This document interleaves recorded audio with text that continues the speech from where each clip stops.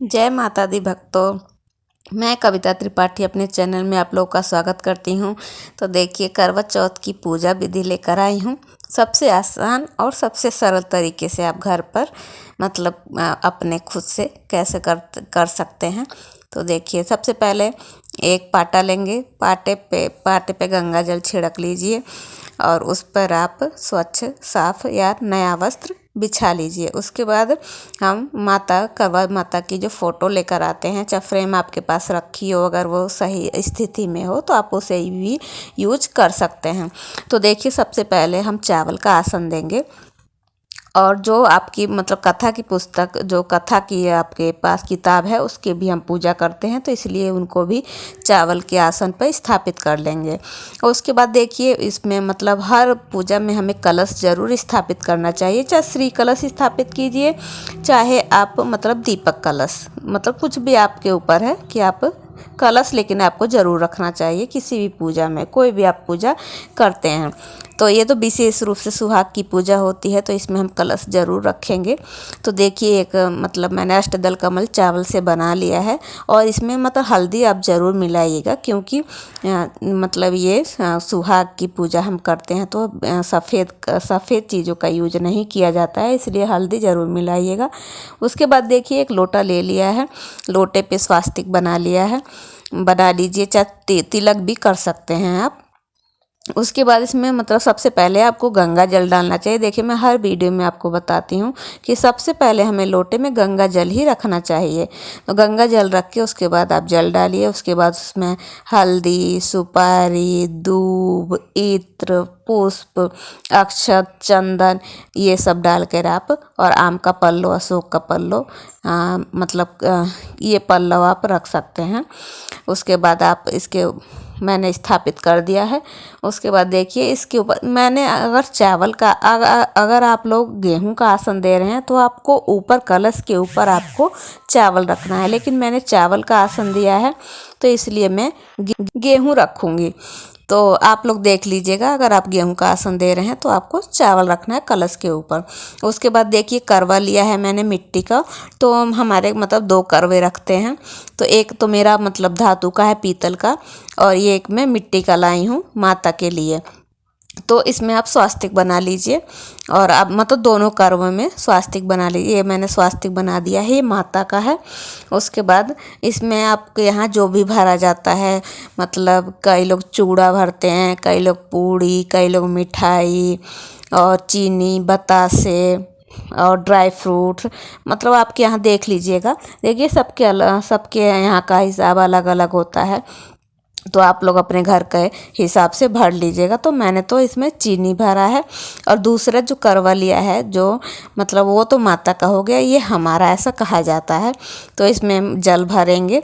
तो सबसे पहले गंगा जल, उसके बाद सादा जल, उसके बाद इसमें कच्चा दूध, पुष्प, अक्षत, चंदन, ये सब हम डाल के रख देंगे। उसके बाद एक प्लेट में ऊपर गेहूँ भर कर रख देंगे, और जो मैं दूसरा माता वाला करवा है उसमें भी गेहूँ भर दूंगी मैं। और उसके ऊपर गेहूँ भरने के बाद देखिए, इसके ऊपर कोई भी मिठाई ज़रूर हमें रखनी चाहिए। अब मिठाई में कुछ भी रख सकते हैं। और ये देखिए, गेहूँ मैंने भर दिया है। उसके बाद ये जो सीख आती है ना, सीख, देखिए आप कई लोग नहीं रखते हैं, लेकिन ये रखी जाती है तो सीख। और देखिए, जो करवे का जो मुंह होता है वो हमेशा माता की तरफ ही रखा कीजिए। कई लोग देखिए इधर उधर घुमा के रखते हैं, नहीं, इस करवे का जो मुंह होता है वो माता की तरफ ही हमें रखना चाहिए। तो ये दोनों सीख मैं दोनों करवों में लगा दी हूँ। उसके बाद माता की फ़ोटो पे चुन्नी उड़ाइए, माला पहनाइए। उसके बाद चुन्नी उड़ा दीजिए, और देखिए ये देखिए, मैंने दूध मिला दिया है, और अक्षत, पुष्प, ये सब, ये क्या होता है, ये इसका हमें यूज शाम को जब चंद्रमा का जो अर्घ देते हैं, तो इस करवे को हम ले जाते हैं अर्घ देने के लिए। तो इसे पहले ही इसमें सब कुछ डाल के तैयार हो जाता है ये। तो ये देखिए, मैंने मिठाई भी रख दी है। जैसा कि मैंने बताया था आपको। तो इसके ऊपर कोई भी आप कुछ भी मिठाई रख सकते हैं, जो भी आपके पास अवेलेबल हो।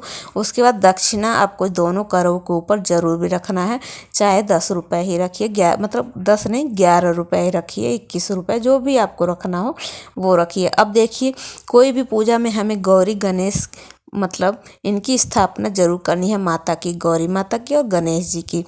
तो अगर आपके पास मतलब मूर्ति हो तो रख लीजिए। मेरे पास मूर्ति है, लेकिन मैंने अलग से, ये हमारे यहाँ देखिए मतलब जो हम गणेश चतुर्थी जो आती है ना माघ वाली, उसमें हम जो गौर बनाते हैं पहली बार, उसी गौर को ही हमें हमेशा पूजना होता है। तो ये हम संभाल के रखते हैं। तो देखिए वही मैंने रख रखा है हमारे यहाँ। आप लोग ज़रूर बताइएगा कि ऐसे यहाँ किसके किसके यहाँ पर होता है। तो ये तो हमारे यहाँ गौरी जो एक बार हमने जैसी बना ली, कहा जाता है कि अगर मतलब जैसी बनाएंगे ऐसी हमारी बहू आती है, ऐसा मतलब हमारे यहाँ पे कहा जाता है। तो आप लोग जरूर बताइएगा कि ये किसके किसके यहाँ पर ऐसा होता है। उसके बाद देखिए मैंने स्थापित कर लिया। उसके बाद हम इनमें स्नान कराएंगे पुष्प से। तो पुष्प से सबको, दीपक को, गौरी गणेश भगवान को, और जो भी फोटो आपने करवा माता की लगाई है उनको, दोनों करवों को, दीपक को, सबको स्नान करा दिया है मैंने। उसके बाद देखिए तिलक करेंगे। तो आप गणेश जी को तो मतलब कुमकुम का भी तिलक लगा सकते हैं, चंदन का भी लगा सकते हैं। गौरी माता को आपको रोली का, कुमकुम का ही तिलक लगाना है। देखिए सबके मैं तिलक कर दूंगी। तो देखिए सबसे मतलब ये सबसे सरल और आसान विधि होती है ये पूजा करने की, जैसे हम औरतें घर में करते हैं। तो ये सबके फ़ोटो पे, और देखिए फ़ोटो पे भी मतलब सब बने हुए हैं, पूरा शिव परिवार बना हुआ है, सूर्य चंद्रमा बने हुए हैं, मतलब कुछ भी। इसलिए गौरी गणेश, लेकिन गौरी माता को हम जरूर स्थापित हमें करना चाहिए, क्योंकि सिंदूर हम माता से ही लेते हैं। और हमेशा सिंदूर लेते वक्त हमेशा ध्यान रखिएगा कि मतलब माता के चरणों से सिंदूर लिया जाता है, माता के माथे से कभी सिंदूर मत लीजिएगा। तो इसलिए चरणों में हम स्थापित करते हैं। तो देखिए फ़ोटो के नीचे मतलब आप सिंदूर चढ़ा सकते हैं, चुटकी से 2 बार 5 बार ऐसे चढ़ा सकते हैं। और देखिए मतलब ऐसे मैंने सारे पे तिलक कर दिया है। चाहे तो आप पहले भी तिलक करके उसके बाद स्थापित कर सकते हैं, लेकिन मैंने स्थापित कर दिया उसके बाद तिलक कर दिया है। दीपक प्रज्वलित, क्योंकि दीप हमें ज़रूर प्रज्वलित करना चाहिए, क्योंकि ऐसा कहा जाता है कि दीपक हमारे जो होते हैं वो साक्षी होते हैं हमारे पूजा के। जो भी हम पूजा पाठ करते हैं उनके साक्षी होते हैं, और साक्षी होना ज़रूरी होता है। तो हम दीपक देवता को साक्षी बनाते हैं। सब देखिए सबको तिलक उलक कर दीजिए, कर लिया है। उसके बाद देखिए उसके बाद हम अक्षत चढ़ाएंगे। अक्षत केवल विष्णु भगवान जी को, लड्डू गोपाल जी को, इनको, राम जी को, इनको अक्षत छोड़ के मतलब इन्हीं को अक्षत नहीं चढ़ाया जाता है। बाकी सभी देवता को, हम देवी देवता को अक्षत चढ़ा सकते हैं।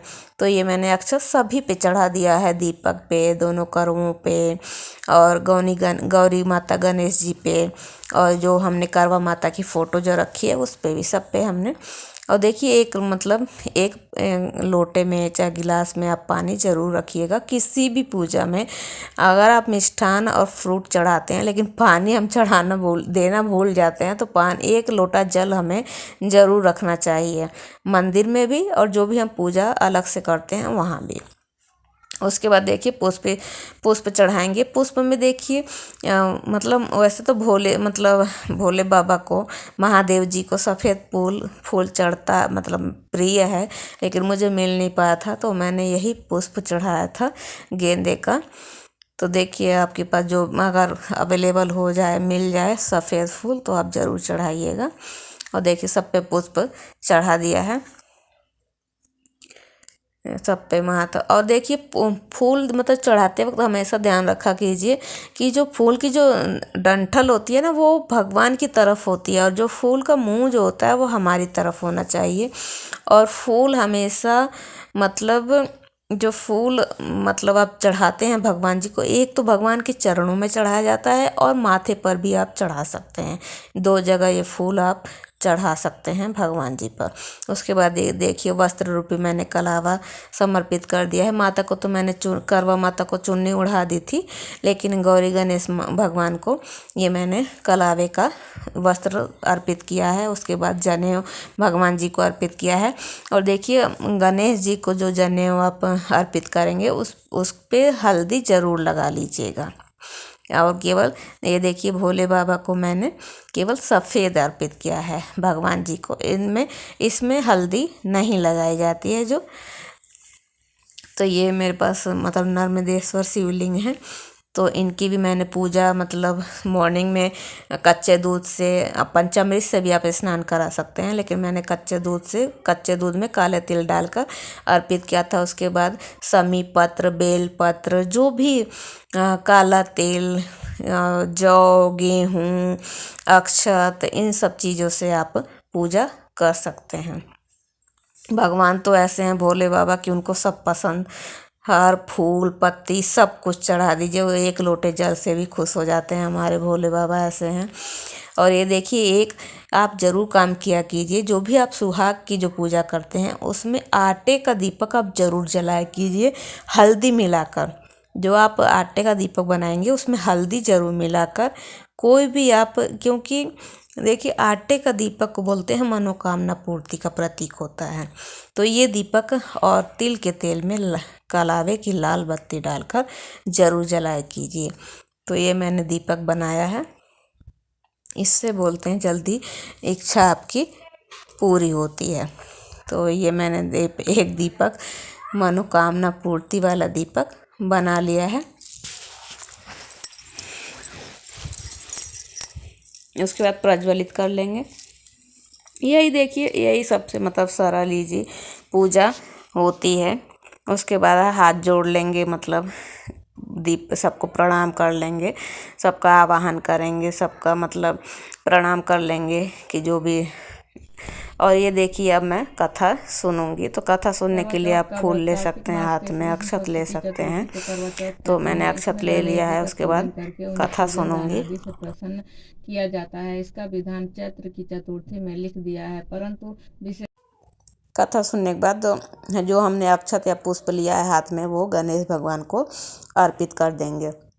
क्योंकि देखिए ये हमारी जो विशेष पूजा होती है गणेश जी की ही होती है। हम चांद को अर्घ बेशक देते हैं, लेकिन हमें जो इसका मेन चतुर्थी का जो मेन होता है वो गणेश जी की ही पूजा की जाती है। उसके बाद देखिए मैं माता को सिंदूर चढ़ा रही हूँ। तो देखिए मतलब ये लाल सिंदूर तो मेरा इसलिए चढ़ा रही हूँ, वैसे तो पीला सिंदूर ही सिंदूर होता है, लेकिन ये मेरी मनौती का है इसलिए मैं लाल सिंदूर चढ़ाई हूँ। क्योंकि पीला सिंदूर मैं मान रखी हूँ माँ विंध्यवासिनी माता को, तो इसलिए मैं उसे मतलब ग्रहण नहीं कर सकती, इसलिए मैं लाल चढ़ाई हूँ। उसके बाद देखिए पूजा मेरी संपन्न हो गई है। उसके बाद आरती कर रही हूँ। उसके बाद सबसे पहले गणेश जी की आरती कीजिए, शिव भगवान की आरती कीजिए, माता पार्वती की आरती कीजिए।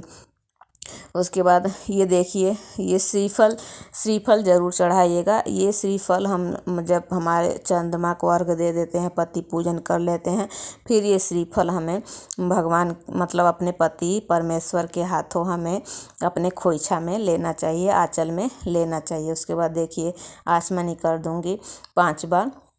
और आचमनी करते वक्त ओम विष्णुवे नमः, ओम नारायणाय नमः, ओम केशवाय नमः, ओम माधवाय नमः, ओम गोविंदाय नमः, इतना कहना चाहिए। उसके बाद हाथ जोड़ के प्रार्थना करेंगे। और देखिए उसके बाद मतलब क्षमा याचना आप कर लीजिए। उसके बाद जो सिंदूर लगाया चढ़ाया आपने माता को, उसके बाद आप 2 बार सिंदूर लगा लीजिए अपने मांग में। ये 1 बार मत लगाइएगा, 2 बार, 5 बार, 7 बार ऐसे लगा सकते हैं। उसके बाद देखिए ये मेरी पूजा बताई गई, आप लोगों को कैसी लगी, पूजा मेरे द्वारा बताई गई कैसी लगी आप लोगों को। अगर थोड़ी भी जानकारी अच्छी लगी हो, आप लोगों को पसंद आई हो, तो प्लीज़ मेरे चैनल को लाइक शेयर एंड सब्सक्राइब जरूर कीजिएगा। मिलती हूँ नेक्स्ट वीडियो में। जय माता दी। आप सभी को करवा चौथ की बहुत बहुत शुभकामनाएं। माता रानी सबका सुहाग अखंड रखे, सबको सौभाग्यवती भव मेरी तरफ से। जय माता की।